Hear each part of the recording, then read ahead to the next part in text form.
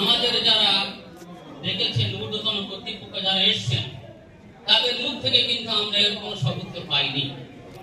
আমাদের যে পশু 14 বছর বয়স হতে হবে সেটা কিভাবে আমরা নির্ণয় করবো এটা প্রশ্ন করেছিলেন।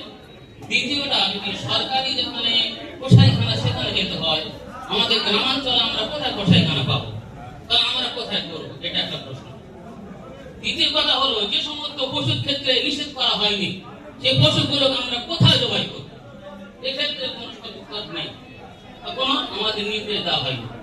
এটা জানতে হবে ছাগল, ভেড়া যেগুলো আমরা জবাই করবো কোন জায়গায় জবাই করবো সেটা আমরা কোথা থেকে পাবো, তার নির্দেশ নেই। এইটা মনে করে যারা আমাদের সামনে উপস্থিত আছেন তারা যদি আমাদের সদুত্ত দিতেন আমরা খুশি খুশি গাড়ি দিতে পারতাম। তবে আমি ছোট্ট একটা কথা বলে শেষ করবো। আপনারা মনে রাখবেন, সরকার যে আইন করেছে আইন মেনে চলা বাধ্যতামূলক। ইসলামের কথা বলে যদি অত্যাচারী শাসক হয় তার মেনে চলতে বাধ্য, তার বিরোধিতা করা যাবে না।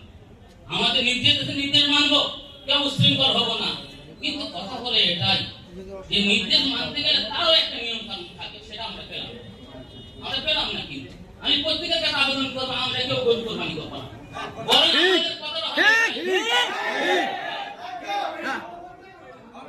বরং আমাদের কথা হবে এটাই, গরুকে জাতীয় পশু হিসেবে ঘোষণা করা হোক।